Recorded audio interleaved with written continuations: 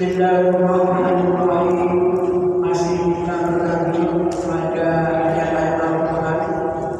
Memang dari awal saya membuatkan tafsir, jadi saya juga sedikit untuk mengkaji isi-isi ayat Al-Quran agar kita tahu apa yang diajarkan Al-Quran, apa yang dilarang oleh Allah, apa yang dicegah oleh Allah melalui Al-Quran. Bismillahirrahmanirrahim. Ya ayyuhan nas rabbakum alladzi khalaqakum walladzina min qablikum la'allakum tattaqun. Ini sedikit mengulang supaya langsung terus ayatnya. Ya ayyuhan nas, hei manusia, hai ahli Makkah dan isi penduduk ibu Makkah, ubudu nyembah sira kabeh, ibadah sira kabeh. Wahyu tegese nyembah nyuci sira kabeh, ora ing pangeran sira kabeh. Alladzi khalaqa, alladzi khalaqa wis dadian sekolahdi kuning sira kabeh. Ansya'at nyembah sekolahdi kuning sira kabeh. Walau kamu melakukan orang sama kabeh syaitan suci-suci. Wa khalaqana dadian sura alladzi Allah alladzi memakai komunikasi kan tetap sakit-sakit sura kabeh asal Allah sura kabeh tetap guna jadi biro-biro kamu di kabeh tanpa kabeh ibadah lawan ibadah Allah wa timam ibadah eksesani Allah. Maksudipun oleh Allah kita dipanggil untuk senantiasa bertauhid kepada Allah. Jauh Allah ya ayyuhan nas, wahai sekalian manusia, ubudu rabbakum, sembahlah Tuhan kalian, sembahlah, ibadahlah. Jadi di sini perintah kita untuk beribadah hanya kepada Allah, tidak kepada selain Allah. Alladzi khalaqakum, yaitu Tuhan yang telah menjadikan kalian semua, Al-Syatun yang telah membuat diri kalian, walau takunu syai'an, dan sebelumnya kalian betul-betul paham sebelum kalian menjadikan Allah, kalian tidak dalam bentuk apapun. Wa khalaqal ladzina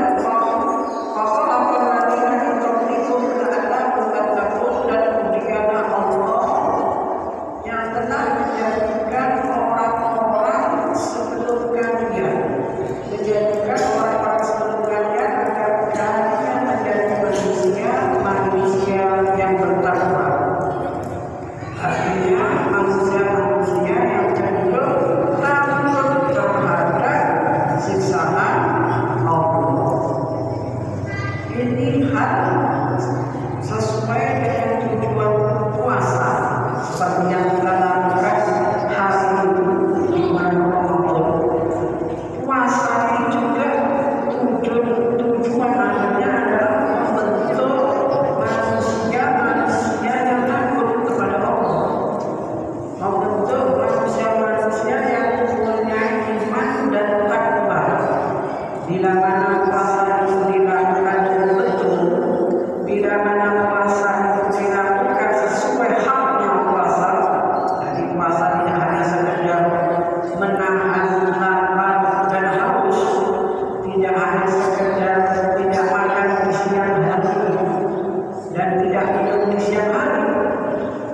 Kemudian di sini puasanya dengan kegiatan ibadah, kegiatan yang bernilai ibadah, maka dia keluar dari Ramadan, keluar dari bulan suci Ramadan, insya Allah mendapat predikat mutasi karena Anda bukan di tujuan masih puasa tidak berbeda, tidak saling orang berkata jujur juga orang yang puasa itu nanti tujuan puasa adalah untuk manusia yang bertakwa.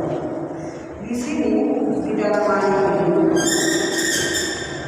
kenapa kita tidak boleh beribadah dengan cara menduakan Allah? Hal yang sering kita takuti, yang tidak kita ketahui, itu ada yang namanya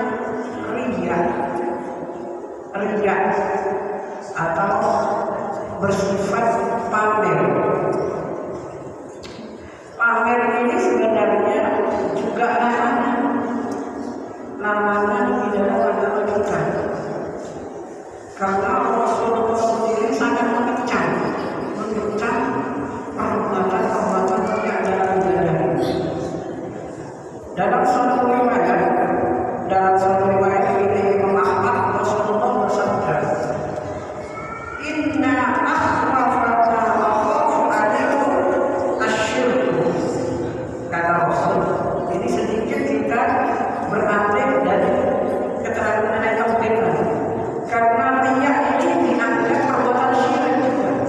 Riya ini kepakai dalam ibadah, ini adalah hal syirik kecil yang nantinya bisa mengurangi nilai ibadah atau menghapus nilai ibadah yang kita lakukan karena kita berlaku riya dalam melakukan ibadah. Makanya di situ Allah SWT minta kita ibadah secara murni hanya untuk mencari ridho Allah, ngaji, menghadiri majelis, menghadiri tadarus, menghadiri tarawih, itu sebenarnya lillah, tujuannya bukan karena semata-mata mencari yang baik, apalagi urusan dunia, tidak boleh. Karena kata Rasul, sesuatu yang sangat dikhawatirkan oleh Rasul, sesuatu yang sangat dikhawatirkan oleh Rasul untuk umatnya, itu adalah pekerjaan syirik asghar. Asyirkul asghar. Apa syirkul asghar? Kemudian sahabat bertanya, apa syirkul asghar ya Rasul? Jadi mengapa dibilang bahwa ada pekerjaan yang paling ditakuti oleh Rasul atas umatnya adalah perbuatan syirik? Padahal syirik itu sangat dibenci oleh Allah. Sangat ternyata ada perbuatan yang kadang-kadang kita tidak tahu bahwa kita berbuat syirik, namanya riya. Bahwa riya ya Allah nanti di hari kiamat akan memanggil mereka yang berbuat riya.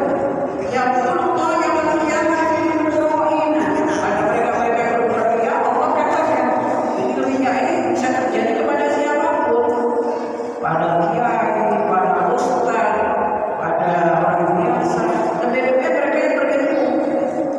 Orang yang berilmu ini terkadang sifat riya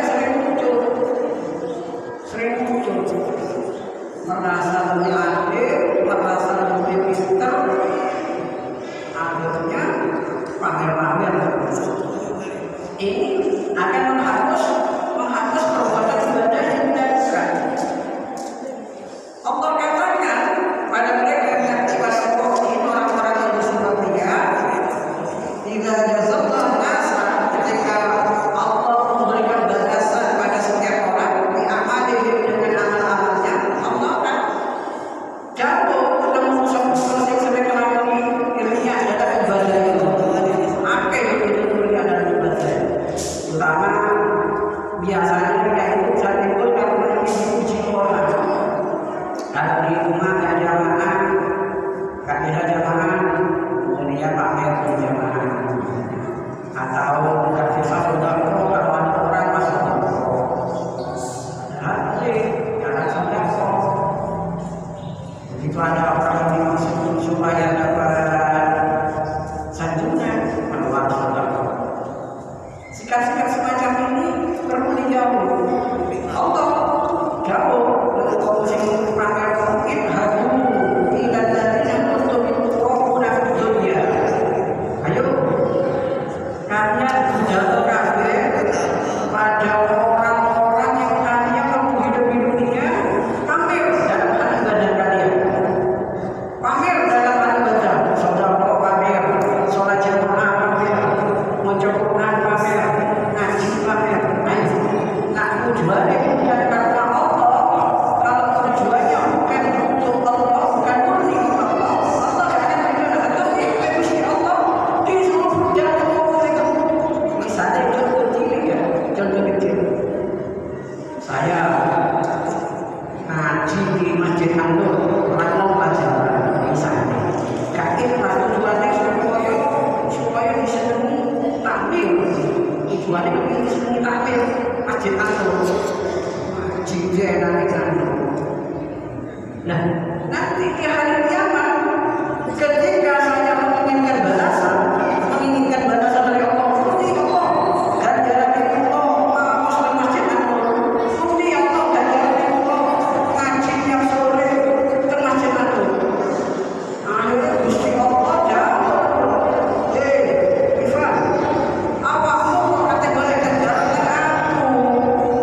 Awakmu sabune orang nang donya, iku kepengin diendam. Orang nang donya kepengin disenengi wong akeh. Yo kono jaluk ganjaran, jaluk bayaran pengurus masjid. Akhirnya pengurus masjid berkata dijaluk ganjaran udah bukan ganjaran, ganjaran. Makanya kita bersyukur kepada Allah setiap melakukan kebaikan, mohon supaya didono tanpa penyakit ini jenenge riya. Alhamdulillah. Biasa ganjaran Bukti Allah, ganjaran itu ngaji, Bukti Allah, ganjaran itu puasa Quran, Bukti Allah, ganjaran itu sedekah. Insyaallah membayar isi hati jenengan. Takut terus mendapat jenengan. Tapi insyaallah pagi itu amal tujuan iki boleh rondo sing sugih kok pengin rondo sing ayu-ayu itu. Oh, itu kepingin duit jabatan, melakukan ibadah ini, pengen ini, pengen itu. Nah, ketika golongan ganjaran, kita akan